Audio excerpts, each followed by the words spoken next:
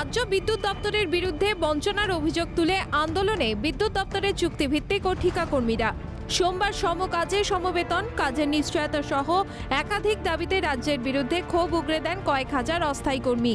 সোমবার সকালে বিদ্যুৎ ভবনের সামনে বিক্ষোভ করেন পশ্চিমবঙ্গ রাজ্য বিদ্যুৎ চুক্তিভিত্তিক ও ঠিকা কর্মী ঐক্যমঞ্চ। আমরা দেখতে পাচ্ছি রাজ্যের বিভিন্ন প্রান্ত থেকে হাজার হাজার অস্থায়ী বিদ্যুৎ শ্রমিকেরা তারা কিন্তু হাজির হয়েছে।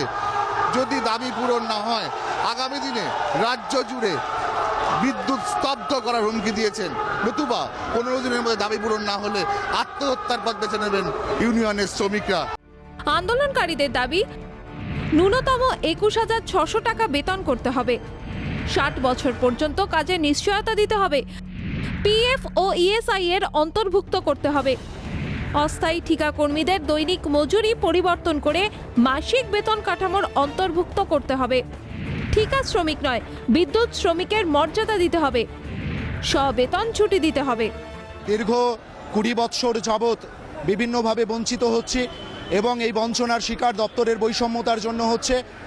আমাদেরকে কোনোভাবেই তারা বিদ্যুৎ শ্রমিকের স্বীকৃতি না দিয়ে নির্মাণ শ্রমিকের বেতন পরিকাঠামোর মধ্যে রেখেছে এবং আমরা তাই সমস্ত প্রতিবন্ধকতার বাধার প্রাচীরকে অতিক্রম করে পশ্চিমবঙ্গ রাজ্য বিদ্যুৎ চুক্তিভিত্তিক ও ঠিকা কর্মী ঐক্যমঞ্চের নামে একটি অরাজনৈতিক ফোরাম তৈরি করে আমরা আন্দোলনে মিলিত হয়েছি এবং আমরা দাবি রাখছি আমাদের সমবেতন, সমকাজে সমবেতন এবং তৎসাপেক্ষে 21,600 টাকা ন্যূনতম মজুরি দাঁড় করুন, 60 বছরের কাজের নিশ্চয়তা দিন এবং আমাদের থেকে বঞ্চনার হাতটা দূরে সরিয়ে নিন, নতুবা এই দপ্তরের 80% বিদ্যুৎ ঠিকা চুক্তিভিত্তিক কর্মীরা কিন্তু আগামী দিনে তীব্র প্রতিবাদ এবং বৃহত্তম আন্দোলনে মিলিত হবে।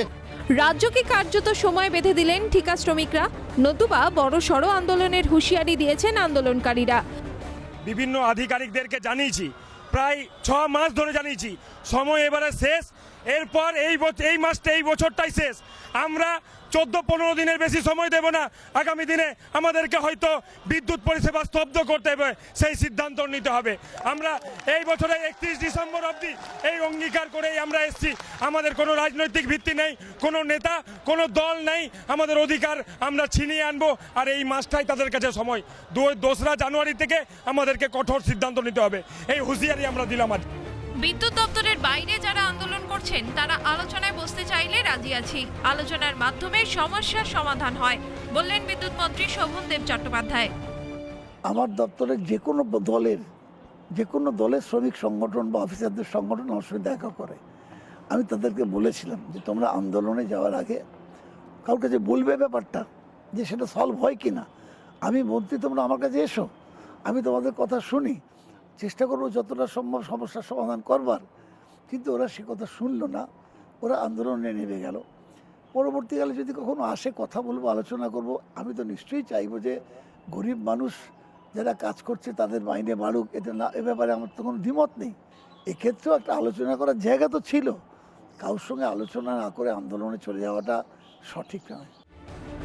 এদিন সল্টলেকে বিদ্যুৎ দপ্তরে ঢুকতে না পেরে বিদ্যুৎ দপ্তরের বাইরে করুণাময়ী রাস্তায় বসে বিক্ষোভে সামিল হন আন্দোলনকারীরা, যার ফলে সল্টলেক থেকে সেক্টর 5 যাওয়ার রাস্তা অবরুদ্ধ হয়ে পড়ে।